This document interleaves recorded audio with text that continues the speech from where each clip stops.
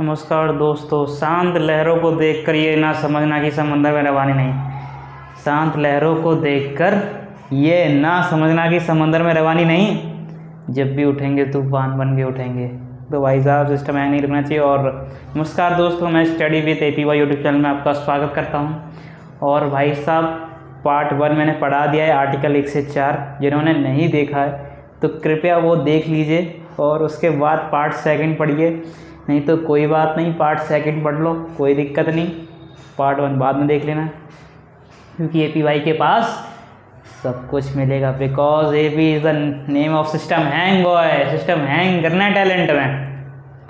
तो भाई साहब जिन्होंने पार्ट 1 नहीं देखा है वो देख लीजिए। और हम पार्ट 2 की बात करने वाले, जिसमें आर्टिकल 5 से 11 के बारे में पढ़ेंगे और नागरिकता का कानून कब आया उसके बारे में चर्चा करेंगे। सिस्टम हैंग नहीं रुकेगा।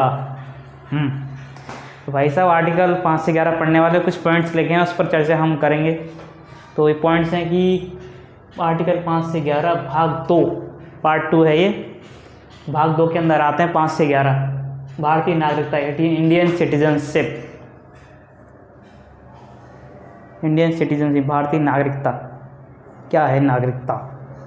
What is नागरिकता? What is citizenship? Like bro? So हम इसी पर बात करने वाले हैं। सिटीजनशिप, नागरिकता क्या है? आर्टिकल 5 में क्या है? आर्टिकल 6, फिर आर्टिकल 7, फिर आर्टिकल 8, फिर आर्टिकल 9, फिर आर्टिकल 10, फिर आर्टिकल 11, फिर बात करेंगे नागरिकता अधिनियम 1955 कानून आया। तो क्या है ये, क्यों लाया गया, इस पर बात करेंगे। सब कुछ बढ़िया से एक्सप्लेन होगा, एकदम मज़ेदार तरीके से। बढ़िया भाई साहब, एकदम बढ़िया तरीके से एक्सप्लेन होगा। और चलो स्टार्ट करते हैं।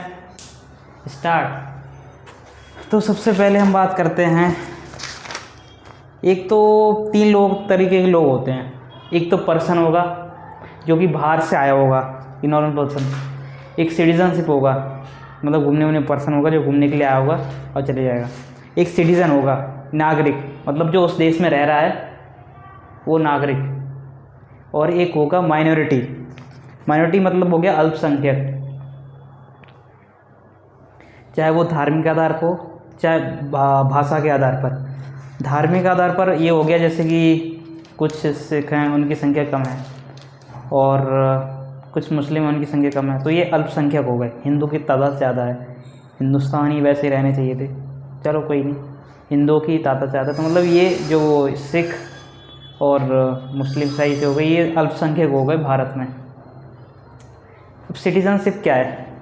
What is citizen? नागरिकता से सिंपल सा मतलब हो गया, जिस देश में आप रह रहे हो उस देश की आपको नागरिकता मिलेगी। मतलब आपकी पहचान क्या है, कि हमारी पहचान भारतीय है। उसके लिए प्रूफ होते हैं, जैसे वोटर आईडी हो गया, आपकी पहचान के लिए प्रूफ हो गया वोटर आईडी, कि आप भारतीय नागरिक हो, ना कि दूसरे देश के नागरिक हो। तो मतलब ये विशेष प्रकार का अधिकार है जो देश में रह रहे लोगों को दिया जाता है। नागरिकता मतलब विशेष प्रकार का अधिकार है जो देश में रह रहे लोगों को दिया जाता है। अब कैसे पता चलेगा कि अब भारतीय नागरिक? तो अब जैसे कि वोटर आईडी, उससे प्रमाण हो जाएगा कि आप भारतीय हो या फिर बाहर के। क्योंकि जो वोटर आईडी से जो वोट डालने जाते हो, वोटर आईडी या फिर लाइसेंस, तो भारत के हिसाब से भारत का वोटर आईडी बनाया जाता है। तो उससे पता लग जाएगा कि आप भारत के नागरिक हो। तो इसी पर बात है, मतलब नागरिकता के ऊपर है ये पूरा 5 से 11 जो भी आर्टिकल्स है। ये नागरिक को कैसे नागरिकता मिलती है, किस किस पॉइंट से नागरिकता मिल सकती है, मतलब एक प्रूफ कि आप भारतीय हैं। इसलिए नागरिकता के बारे में इस आर्टिकल्स में चर्चा की गई है। तो नागरिकता का पहली बार वर्णन अरस्तु ने किया था। जो नागरिकता का जो वर्णन किया था, मतलब इस पर जो बात की थी नागरिकता की, तो इसके जो वर्णन किया था वो अरस्तु ने किया था। और अगर हम आर्टिकल्स 5 की बात करें, आर्टिकल 5 की, तो संविधान के प्रारंभ में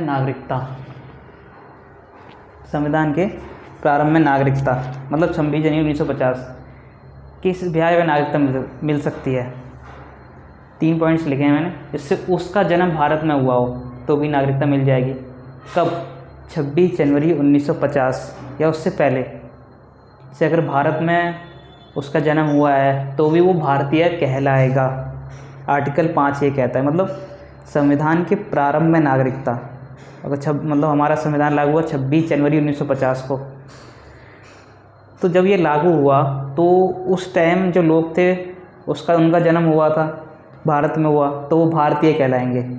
तो मतलब पहला पॉइंट आर्टिकल 5 में यही कहता है कि उनका जन्म अगर भारत में हुआ है तो भी भारतीय नागरिक हैं, नागरिकता मिल जाएगी। दूसरा, उसके माता पिता का जन्म भारत में हुआ हो, मतलब जैसे कि पेरेंट्स हो गए, जैसे आपके माता पिता हैं, आपके माता पिता का जन्म हुआ भारत में तभी आप भारतीय नागरिक कहलाए ना। तो सेकंड पॉइंट यही कहता है आर्टिकल 5 में कि अगर उसके माता पिता का भी जन्म भारत में हुआ है तो भी वो भारतीय नागरिक कहलाएगा। संविधान लागू 26 जनवरी 1950 से पहले से ही भारत में रहता हो, जैसे कि अगर 26 जनवरी 1950 से भी पहले से ही, मतलब उससे 1950 से पहले से भी अगर वो भारत में रह रहा हो, भारत में पैदा हुआ हो, तो भी वो भारतीय नागरिक कहलाएगा। आर्टिकल 5 बेसिकली ये है कि जो स्टार्टिंग से भारत में रह रहा हो, आर्टिकल 5 के कहने का मतलब सिंपल है कि जो स्टार्टिंग से भारत में रह रहा हो, स्टार्टिंग से, उससे भारतीय नागरिकता मिल जाएगी, भारतीय नागरिक वो कहलाएगा। अब दूसरा है आर्टिकल 6 अनुच्छेद 6। इसमें बात की गई है पाकिस्तान से भारत आए लोगों की नागरिकता, मतलब जो पाकिस्तान से जो भारत आए लोग, उनकी नागरिकता के बारे में बात की गई है। इसमें भी 2 पॉइंट हैं। एक तो 19 जुलाई 1948 से पहले, मतलब ये एक परमिट नियम है। 19 जुलाई 1948 से पहले ये एक परमिशन थी कि अगर इस 19 जुलाई 1948 से पहले पाकिस्तान से भारत आए लोग आ गए तो उनको कोई परमिशन नहीं लेनी पड़ती थी, ना कोई पैसे देने पड़ते थे, ना कुछ रजिस्ट्रेशन करना पड़ता था। कब? 19 जुलाई 1948 से पहले आर्टिकल 6 में कहा गया है। जैसे कि मान लो आप किसी ऑफिस में जा रहे हो और एक पॉलिसी बनाई गई थी 7 सितंबर 2014 को कि आप गार्ड के पूछे बिना आप अंदर नहीं घुस सकते और एक प्रूफ दिखाना पड़ेगा इस कंपनी का।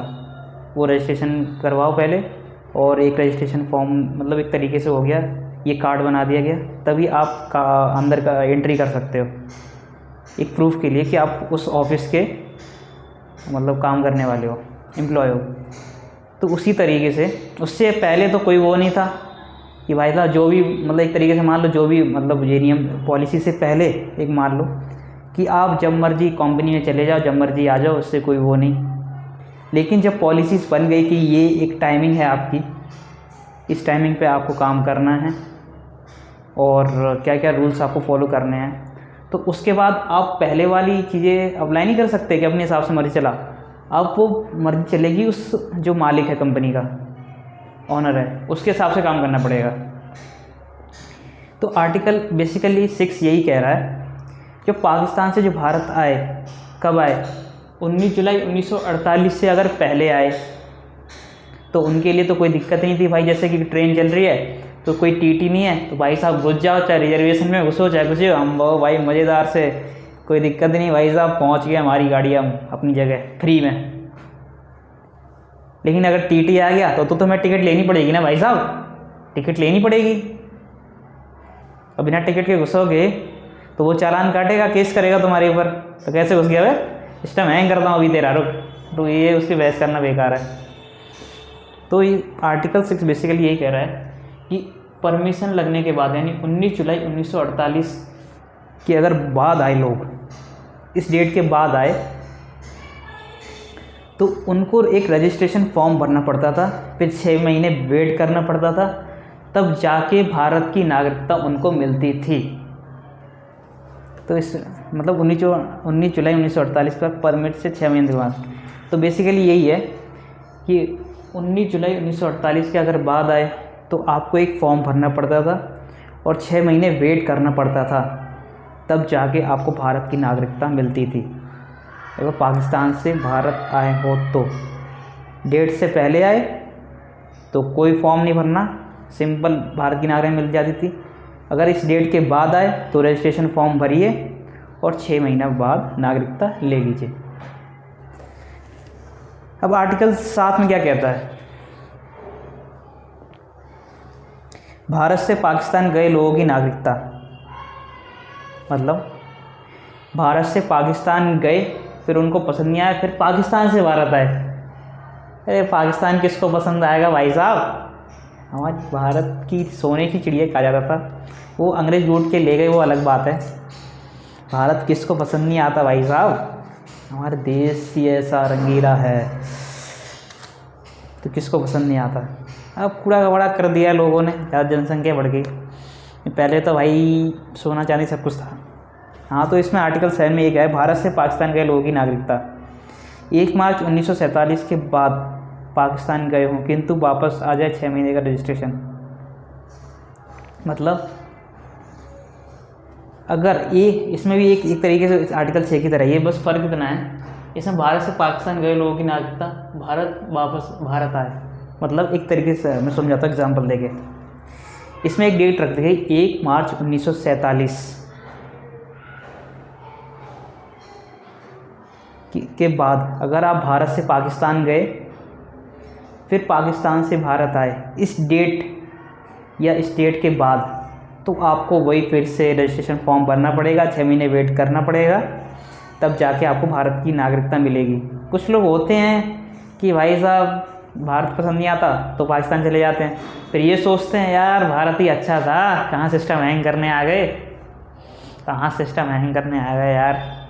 अब कौन जाएगा भाई आतंकवादियों के पास, अपना देश ही बढ़िया है, क्या पता सिस्टम हमारा ही हैंग कर दे गोली मार के। हाँ, तो आर्टिकल 7 यही कहता है कि जो भारत से पाकिस्तान गए फिर पाकिस्तान से भारत आए उसके बारे में बात की गई है। इसमें एक डेट फिक्स है कि 1 मार्च 1947 की अगर बाद लौट के आए पाकिस्तान से तो आपको एक रजिस्ट्रेशन फॉर्म भरना पड़ता था, जैसे आर्टिकल 6 में मैंने बताया। उस फॉर्म को भरो, फिर 6 महीने वेट करो, फिर भारत की नागरिकता मिलती थी। अगर इस डेट से पहले मतलब 1 मार्च 1947 से पहले या 1946 1945 मतलब इसे 1947 से पहले अगर आप भारत से पाकिस्तान गए फिर पाकिस्तान से भारत आए तो कोई दिक्कत नहीं भाई, कोई फॉर्म नहीं भरना। लेकिन ये डेट फिर लागू करने के बाद आपको फॉर्म भरना पड़ेगा। भारत से पाकिस्तान गए फिर पाकिस्तान से भारत आए। तो आर्टिकल 7 बेसिकली ये कहता है कि 1 मार्च 1947 के बाद अगर भारत से पाकिस्तान गए, पाकिस्तान से अगर भारत आए तो आपको रजिस्ट्रेशन फॉर्म भरना पड़ता है। लेकिन इससे अगर पहले गए तो कोई फॉर्म नहीं भरना, आप भारत की नागरिकता फिर से ले सकते हैं। तो आर्टिकल 7 ये कहता है। अब आर्टिकल 8 क्या कहता है? भारत के बाहर रह रहा बच्चा भारत का नागरिक होगा यदि उसके माता पिता भारतीय हों। मतलब बाहर के लोगों को भी नागरिकता दी जाएगी जो बाहर रह रहे हैं, इंडिया से बाहर। बता कि शर्त ये है कि जो उनके माता पिता हैं, उनके माता पिता जो हैं वो भारतीय होने चाहिए, तभी उनके मतलब एक तरीके उनको भारत की नागरिकता मिलेगी। मान लो एग्जाम्पल, एक फ्रैंकी नाम का लड़का है, वो बाहर काम कर रहा है बहुत सालों से काम कर रहा है, ठीक है, और उसके माता पिता भारतीय थे, लेकिन वो कुछ बीमारी या किसी एक्सीडेंट में उनकी मौत हो गई, वो मर गए। तो उनके माता पिता तो भारतीय थे, तो उनकी भारतीय होने के नाते उनका जो बच्चा है भारत काम कर रहा है, तो उनके ब्याह पे उनको नागरिकता मिल जाएगी। आर्टिकल 8 बेसिकली यही कहता है कि अगर मतलब बाहर के लोगों को भी नागरिकता मिल जाएगी, बल्कि शर्त ये है कि उनके जो माता पिता है वो भारतीय होने चाहिए। तो आर्टिकल 8 ये कहता है। आर्टिकल 9, विदेशी नागरिकता लेने पर भारत की नागरिकता समाप्त। भाई साहब तुम्हारा सिस्टम हैंग यहाँ पे हो जाएगा। अगर तुमने बाहर के देश की नागरिकता ले ली तो भाई साहब यहाँ पर जो भी तुम्हारा आधार कार्ड, वोटर आई डी सब समाप्त, कैंसिल भाई साहब। क्या पता गाली भी पड़ जाए तो मतलब ऐसा कहने का मतलब नहीं। मतलब अगर आपने वैसे ऑस्ट्रेलिया या अमेरिका या मतलब कोई भी बाहर के देश की नागरिकता ले ली, वहाँ की पहचान बना ली, भाई हम यहाँ की नागरिकता ले रहे हैं, ये वो वहाँ के रूल्स के हिसाब से अलग होगा ये। अगर बाहर की नागरिकता ले ली तो भाई साहब भारत की नागरिकता ख़त्म। अब तुम सिर्फ घूमने के लिए आ सकते हो, लेकिन यहाँ रहना है तो वो नहीं हो सकता भाई साहब। सटलाई तो गईला, बिहार में कहते हैं सटलाई तो गईला। तो मतलब कहने का मतलब यही है, अगर आप बाहर चले गए और वहाँ बाहर की देश की नागरिकता ले लिया आपने, तो भाई साहब तुम्हारे इस देश का सिस्टम ख़त्म। अब तुम्हारा सिस्टम वहाँ चलेगा, लेकिन फिर बाद में पछताते भी हैं कुछ लोग, अरे यार इंडिया थोड़ा सही था यार, पता नहीं कैसे लोग हैं, खान पान ये सब वो सब। तो फिर ये है कि आपकी नागरिकता ख़त्म भारत से नागरिकता ख़त्म। तो आर्टिकल 8 का ये कहना है कि अगर भारत की बाहर की नागरिकता ले ली तो इंडिया की नागरिकता ख़त्म। मान लो एक एग्जाम्पल देते हैं, जैसे हमारे हो गए सुमित भाई हो गए। सुमित भाई को अंग्रेज पसंद आ गई, लैला, दुबई की लैला, और वैसे बात करिए, मिलना जुलना सब हो गया। तो उनकी लैला ने कहा सुमित जी आपको अगर मेरे साथ रहना है तो आपको दुबई की नागरिकता लेनी पड़ेगी। फिर वो वहाँ पर दुबई की नागरिकता ले लेते हैं।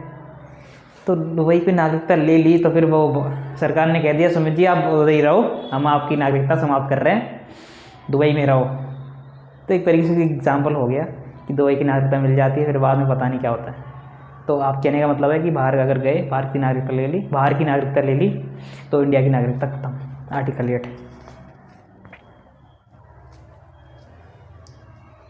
नहीं सॉरी, आर्टिकल 9। मतलब आर्टिकल 9 ये कहता है कि बाहर अगर गए, बाहर की नागरिकता ले ली तो इंडिया की नागरिकता खत्म। तो आर्टिकल 10 क्या कहता है, नागरिकता का बना रहना जब तक कोई अन्यथा कार्य ना करें। नागरिकता आपकी बनी रहेगी जब तक आप कोई उल्टा सीधा काम ना करें। मतलब अगर आप भारत के नागरिक होंगे तो आपका भारत का हित चाहेंगे, और जो बाहर के देश होंगे, जो बाहर के जैसे चाइना, चीन हो गया, और जो पाकिस्तान हो गया, उसके तो विरोधी हुए ना, विरोध करेंगे हम। लेकिन अगर आपने पाकिस्तान का और चाइना का सपोर्ट करा, जो हमारे विरोधी हैं, या कोई भी भारतीय, तो भी आपका सिस्टम हैंग होगा भाई साहब, नागरिकता फिर नहीं बनी रहेगी आपकी। तो फिर चाइना वालों के पास जाएगा तुम भगा देगा, भारत के नागरिक तो फिर तो वैसे समाप्त कर देंगे। तो भारत की सपोर्ट में रहिए। जम्मू कश्मीर में यही तो हाल हो रहा है। अपने जम्मू कश्मीर के कुछ अपने भारतीय, जो बुरे भारतीय हैं, उनकी वजह से ही तो ये पहले होता था कांड। ये फेंक रहे हैं, पत्थर फेंक रहे हैं, अगर वो रोक दिया जाए तो ये आतंकवादी, वो जम्मू कश्मीर का शायद मामला भी सुलझ जाए। खैर वो तो अलग बात है। तो कहने का आर्टिकल 10 के कहने का मतलब ये है, आपकी नागरिकता बनी रहेगी जब तक आप देश के साथ रहेंगे। अगर आपने चाइना ये सब नारे लगा दिए तो वही नागरिकता सिस्टम हैंग कर सकती है सरकार आपका। आर्टिकल 11, नागरिकता का कानून संसद बनाएगी। मतलब नागरिकता का जो भी कानून बनाएगी वो संसद बनाएगी, गृह मंत्रालय, और कोई कानून नहीं बना सकता। आर्टिकल 11 का ये कहना है। थोड़ा रिवाइज कर लेते हैं कि आर्टिकल 5 कहता है जो स्टार्टिंग से जो रह रहा है उसको नागरिकता मिलेगी। और आर्टिकल 6 कहता है पाकिस्तान से भारत आए हैं तो उनको भी नागरिकता देनी चाहिए। और आर्टिकल 7 कहता है जो गलती से भारत से पाकिस्तान गए, पाकिस्तान से भारत आए 1 मार्च 1947 के, अगर उस 1947 या 1947 के बाद आए तो उनको भी रजिस्ट्रेशन फॉर्म मिल जाता, उससे पहले आए तो कोई रजिस्ट्रेशन फॉर्म नहीं। विदेशी पर आर्टिकल 8 कहता है कि विदेशी को भी नागरिकता दी जाएगी, मतलब उनकी शर्त यह है कि उनके माता पिता भारतीय होने चाहिए। और 968 ले तो गए लो, मतलब ये कहने का मतलब है। तो अगर आप बाहर गए, बाहर की नागरिकता ले ली तो भारत की नागरिकता समाप्त। आर्टिकल 10 नागरिकता बना रहेगी, मतलब आर्टिकल 10 का ये कहना है जब तक आप कोई देश विरोधी काम नहीं करते। और आर्टिकल 11 इसका जो कानून बनाने का अधिकार है, मतलब संसद का है, इस पर नागरिकता का कानून गृह मंत्रालय ही बना सकता है। तो ये थे आर्टिकल 5 से 11। आई होप आपको फुली अंडरस्टैंड हो गए होंगे बहुत बढ़िया तरीके से। अब नागरिकता अधिनियम तो हम नागरिकता अधिनियम की बात करते हैं। तो नागरिकता अधिनियम 1955 में लागू हुआ, मतलब जो नागरिकता का जो पहला कानून बना वो 1955 में बना। उसके बाद इसमें सुधार हुए, 1986 में सुधार हुए, 1992 में सुधार हुए, फिर 2003 में सुधार हुए, 2005 में सुधार हुए। और इसमें कुछ पॉइंट्स हैं किस किस ब्याह पे नागरिकता मिलती है, तो उस पर हम बात करते हैं। जन्म के आधार पर 1955 में क्या होता था कि जन्म के आधार पर नागरिकता मिलती थी, मतलब अगर भारत में जन्म किसी बच्चे का हो गया तो उसे भारत की नागरिकता मिल जाती थी। लेकिन इसका मिसयूज़ भी होने लगा। अब पाकिस्तान के लोग जो बंदे भाई साहब आतंकवादी जो भी होते हैं, मतलब पाकिस्तान के जो यहाँ पे आते हैं 8-8 10-10 पत्नी रख लेते थे, यहाँ पे शादी कर लेते थे। तो उनके बच्चे लगभग 30-30 40-40 बच्चे पैदा कर देते थे, तो मिसयूज़ होने लगा। तो भाई से इतने बच्चे, तो फिर 1986 में एक बदलाव किया गया कि माता या पिता में से एक भारतीय होना चाहिए और वैलिड तरीके से माता या पिता में से एक कोई भारतीय होना चाहिए, तभी उसको नागरिकता दी जाएगी। अब फिर इसमें भी दिक्कत आने लगी, क्योंकि बाहर से अगर कोई बाहर से बंदा आएगा, उसके पास कोई नागरिकता का वो ही नहीं है, प्रूफ ही नहीं है, मतलब भारत की नागरिकता का, तो ये तो दिक्कत है। फिर वैसे से कोई भी घुस जाएगा। फिर 2003 में फिर चेंजेस किए गए कि अगर कोई बाहर से बंदा आता है तो उसके पास वैलिड प्रूफ होना चाहिए भारतीय नागरिकता का। 2003 में मतलब माता पिता दोनों, अगर माता पिता में से कोई भी अगर भारतीय है, लेकिन अगर बाहर से कोई बंदा आता है तो उसके पास इनवैलिड प्रूफ नहीं होना चाहिए भारतीय नागरिकता का, वैलिड तरीके से आना चाहिए, तब जाके वो भारत की नागरिकता ले जाता है। तो 3 बार चेंजेस किए गए थे, 2 बार, 1986 में, फिर 2003 में। अब दूसरा पॉइंट है वंश के आधार पर। वंश के आधार पर मतलब अब हम लोगों को नागरिकता कैसे मिली है कि हमारे दादाजी या फिर फादर, वो हमारे वंशज हैं, वो भारत में रहे, फिर हमारे दादाजी पापा जी के वंशज दादाजी वो भारत में रहे, तो इसके बिहार पे ही हम लोगों को नागरिकता मिली है। तो नंबर 2 यही कहता है कि वंश के आधार पर नागरिकता मिल जाती है और पिता के आधार पर मिल जाती थी। मतलब अगर आपके पिता भारतीय हैं तो आपको नागरिकता मिल जाएगी। तो इस तरीके से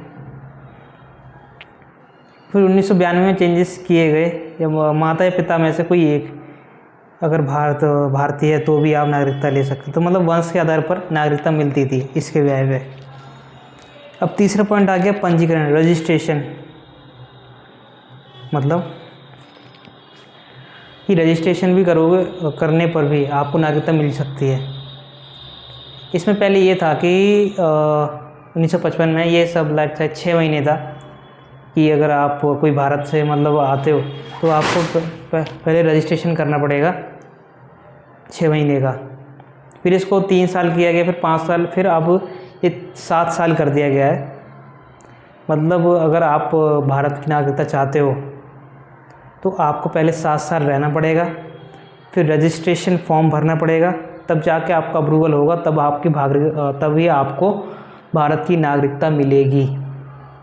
तो ये एक तीसरा पॉइंट है रजिस्ट्रेशन। लेकिन इसमें विवाद भी थे कि किसी के बाद कोई 5 साल वो हो, मतलब ये था 7 साल से पहले होता तो भाई हमारा हो गया ये, तो इस पर काफ़ी विवाद होने लगे।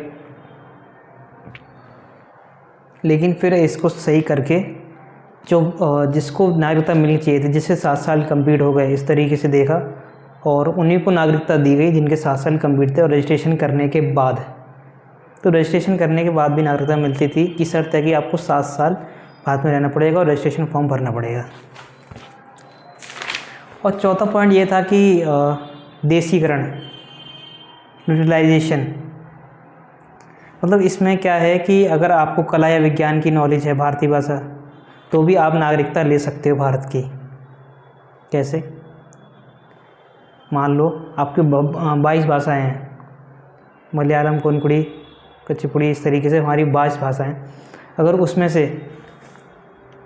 आपको भारतीय भाषा का ज्ञान है कुछ, तो भी आपको नागरिकता मिल सकती थी, लेकिन 10 साल तक आपको रहना पड़ेगा। किसी कला विज्ञान में भी आप हों तो भी आपको नागरिकता मिल सकती थी। और लास्ट पॉइंट है अर्जित भूमि। अर्जित भूमि में कैसे? अब इसमें जो सिक्किम को हमने ऐड किया गया था 1975 या फिर इसी के आसपास, तो उस टाइम जो ऐड किया गया था तो सिक्किम को लोगों को भी नागरिकता मिलनी चाहिए। फिर ये रूल लाया गया जो सिक्किम के लोग हैं उनको भी नागरिकता दी जाएगी। किसके वजह पे? 1955 जो एक्ट शुरू किया गया था उसके साथ। अर्जित भूमि मतलब ये जो सिक्किम है वो हमारे देश का पार्ट नहीं था पहले, इसको बाहर से जोड़ा गया राज्य के रूप में सिक्किम को, तब जाके बाहर का मतलब भारत का पार्ट बना, हिस्सा बना। उसके बाद धीरे धीरे अधिनियम किया गया कि कहा गया कि सिक्किम के लोगों को भी नागरिकता दी जाएगी, क्योंकि वो भारत में ऐड हो चुका था उस वक्त, भारत से जोड़ लिया गया था सिक्किम, तो उसके वजह पे भी नागरिकता दी जाएगी। तो ये थे आर्टिकल 5 से 11 और नागरिकता अधिनियम जैसे रूल आया वो भी मैंने बता दिया। तो भाई साहब पहली पार्ट वीडियो देख लेना, वही मैंने अपलोड कर दी है, और दूसरी पार्ट भी अपलोड कर दिया भाई साहब। तो ये थी आज की वीडियो, मिलते हैं नेक्स्ट वीडियो में इसी अंदाज के साथ, नए टॉपिक के साथ। जय हिंद।